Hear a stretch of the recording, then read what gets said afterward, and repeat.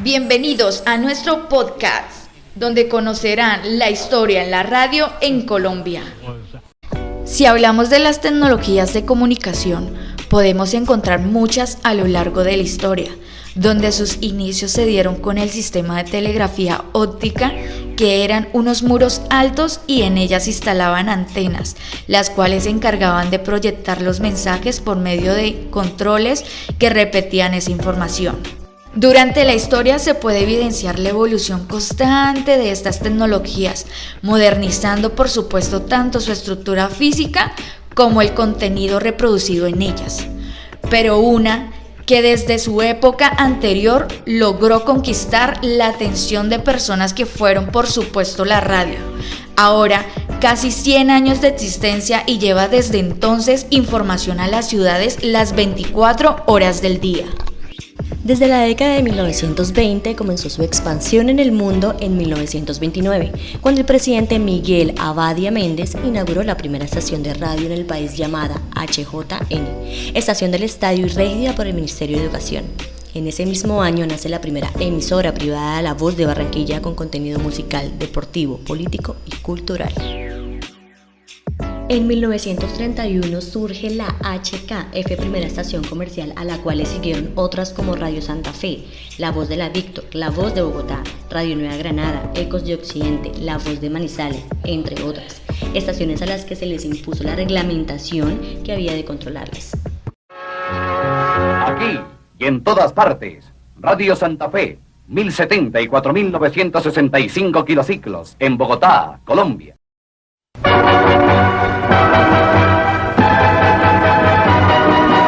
Transmite para ustedes La Voz de la Víctor, decana de la radiodifusión colombiana, HJCI. La HJN, primera emisora del Estado que había sido inaugurada en 1929, cerró en 1937.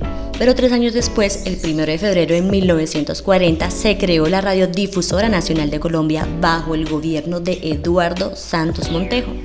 La Radiodifusora Nacional de Colombia, que esta noche inicia sus labores, es la culminación del largo esfuerzo destinado a dotar al Estado de un poderoso y eficaz instrumento de cultura. Hacia 1945 surgen las emisoras culturales HJCK. Aparece en escena Caracol y RCN a final de la década de los 40 y comienzo de los 50. Al igual que todo el arte, entra a terciar por la sintonía. Aparece igualmente Radio Sutatensa, un proyecto de acción cultural popular liderada por el sacerdote católico José Joaquín Salcedo Ramos, que tuvo como objetivo la educación no formal de los campesinos como una filosofía de lo que en su nombre se entendía como un desarrollo integral para su propio bienestar. Acción Cultural Popular y esta emisora presentan Las Cuentas del Hogar, un programa para su educación fundamental integral. Las radionovelas marcaron una época importante de la historia de nuestra radio. Grandes voces narraron magníficas historias, captaron la sintonía de miles de oyentes día tras día durante varios años. Pura de Pilomán, su galante amado. ¡Alto, Centella!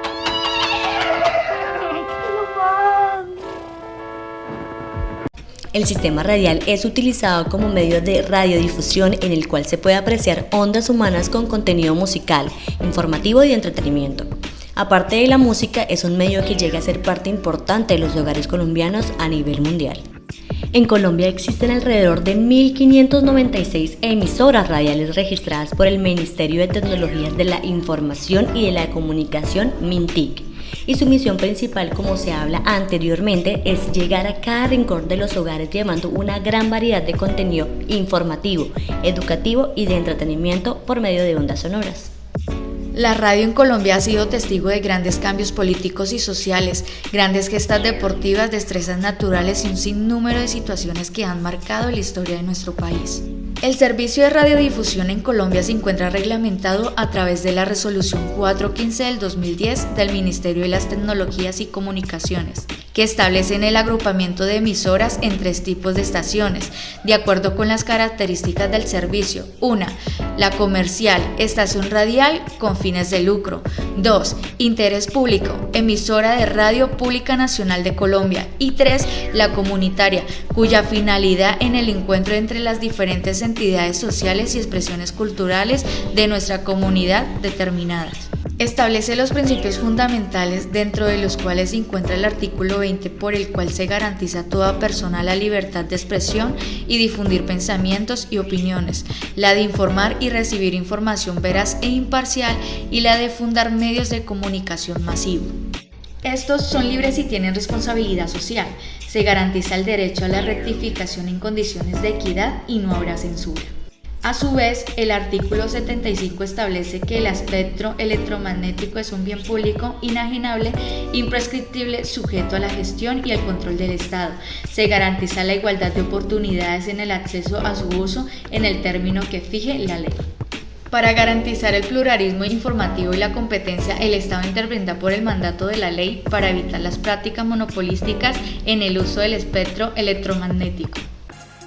Ahora en Colombia se creó una nueva tecnología de radiodifusión llamada Colombia al Aire Uniendo Territorios, ofreciendo a los colombianos la facilidad de acceder a toda la información nacional que se transmite en todas las emisoras radiales. Esta nueva alternativa se puede descargar en las plataformas de Google Play y App Store.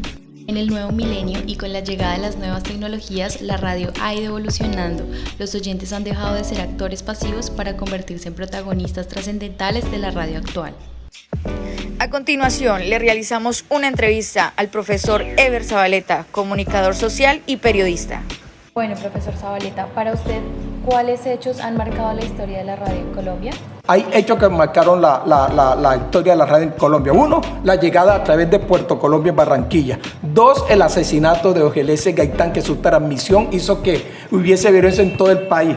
3, las transmisiones deportivas que le contaron a Colombia todo lo que ha sucedido y lo que ha sucedido y ha ocurrido con nuestros deportistas. 4, la radio informativa que se revolucionó en AM con el señor Jaime Amá, en FM con Julio Sánchez Cristo y todo lo que hemos visto acá. Y el quinto fenómeno de la radio, que es el actual, el que estamos viviendo, son los temas de podcast, que llevan la radio en el bolsillo para cada uno de nosotros.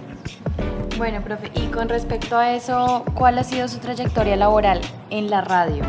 Cuando llegué aquí a Neiva, me volví a conectar con la radio con José María Yepes a transmitir deporte, en este caso Atlético Huila, y estuvimos con José María Yepes 10 años transmitiendo deporte, transmitiendo el Atlético Huila, los partidos y haciendo programas de radio con él en RCN, Antena 2 La Cariñosa.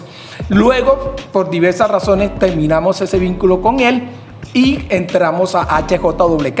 Durante 5 años hicimos un programa que se llama Usted y Nosotros. Es un programa radial que iba de 1 a 2 de la tarde después del noticiero, y allí hacíamos entrevistas sobre temas de familias y demás, pero también seguía ahí en La Nación. Cuando salí de La Nación hace